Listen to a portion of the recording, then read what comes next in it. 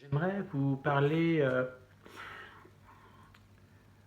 de la lumière de Hanouka, donc du miracle, de la lumière de Hanouka et comment je vois ce message à travers ce miracle pour nous, là, maintenant, et comment nous pourrions éventuellement euh, mettre en place, créer, déclencher euh, un miracle équivalent à celui de la lumière de Hanouka, là, aujourd'hui, maintenant, dans la vie actuelle. Voilà, donc ma réflexion elle s'est portée là-dessus, parce qu'en réalité, on pourrait imaginer qu'on peut penser que la lumière de Hanouka, ou la lumière, toute lumière allumée, comme ça, quand on allume une bougie, ça crée une lumière. Donc il y a la lumière physique, il y a la lumière également spirituelle.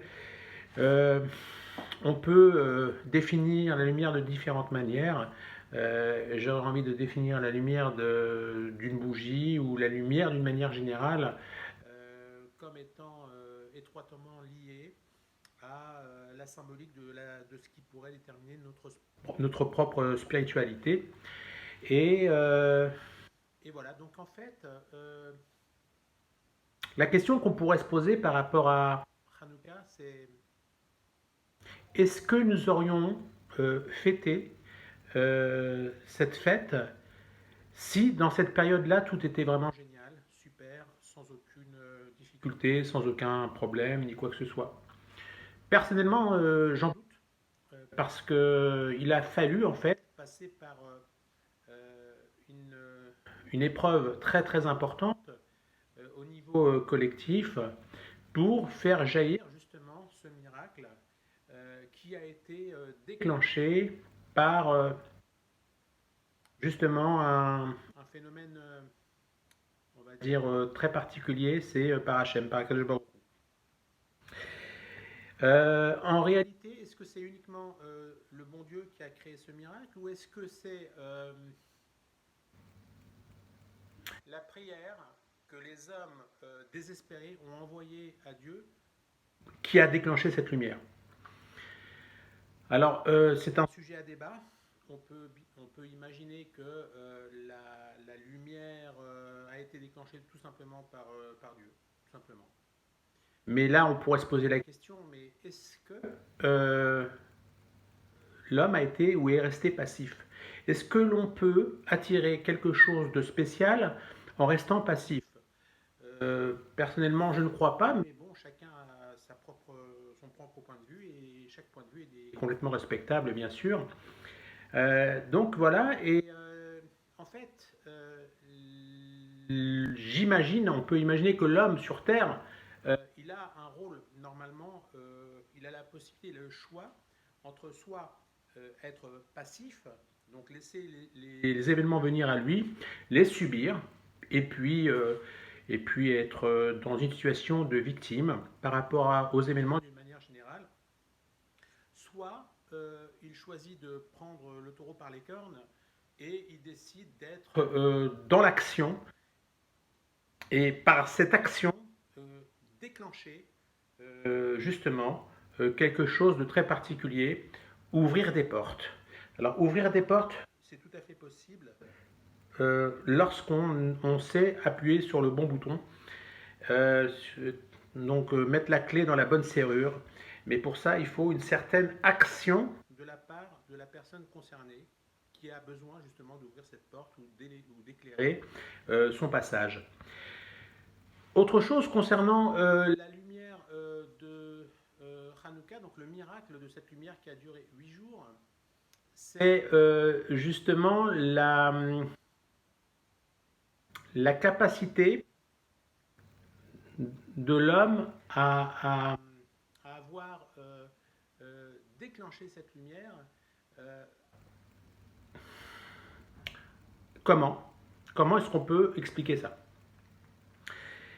En fait, d'une manière générale, sans parler de cette histoire, mais cette histoire pour moi était juste intéressante dans la mesure où elle permet de nous donner d'une certaine manière un mode d'emploi pour agir dans la vie actuelle. Ne pas se laisser envahir par les événements, c'est le message, d'une certaine façon, que peut nous délivrer une histoire comme celle-ci, une expérience comme celle-ci. Comment ne pas se laisser envahir par les événements? Tout simplement en prenant les devants, en étendant l'action, en se faisant confiance.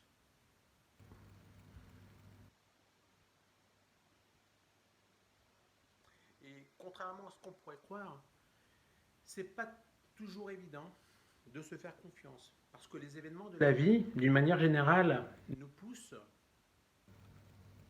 à douter de nous-mêmes.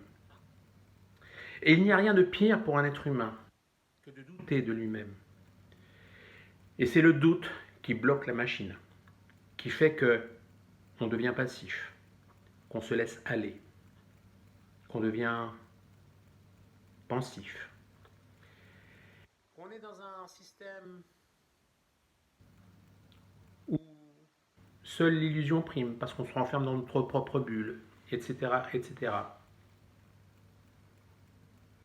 Donc, effectivement, pour dégripper cette machine, pour retrouver cette capacité à exister par ses actions, il est nécessaire de réapprendre à se faire confiance.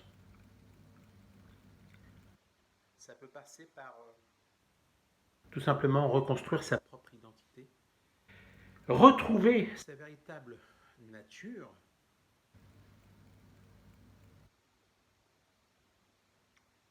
et pour ça, il faut avoir la détermination d'atteindre cet objectif-là. Alors, je vais revenir donc à cet épisode de la lumière de Hanouka et de l'intérêt de cette lumière, qui en réalité n'aurait eu aucun intérêt s'il n'y avait pas eu une menace d'extermination du peuple juif à cette époque.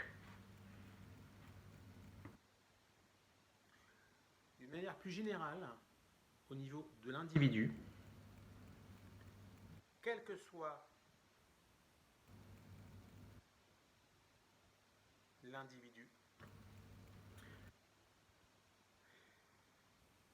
ça nous fait prendre conscience que l'épreuve, donc cette menace d'extermination, donc l'épreuve, est très souvent nécessaire, surtout quand elle nous est imposée. En général, elle nous est imposée. On n'a pas le choix. Quand une épreuve nous est imposée, on n'a pas le choix.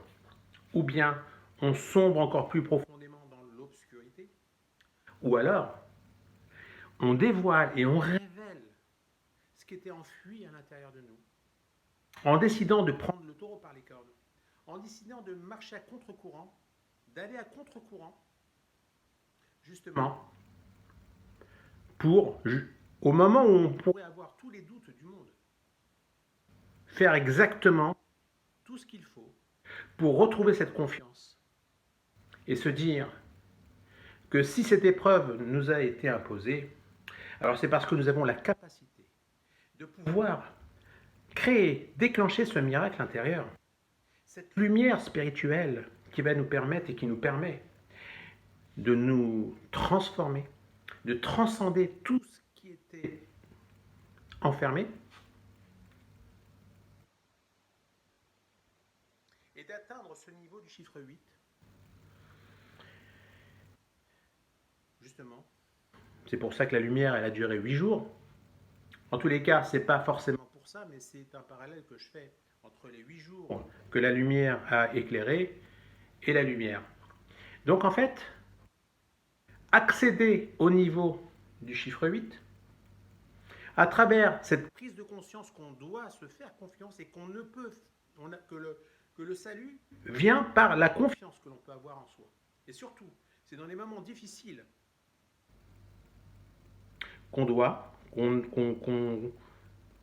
justement, qu'on doit être amené à transformer ce doute qui s'installe à l'intérieur de nous en confiance totale, et Cette confiance, on peut l'assimiler à cette lumière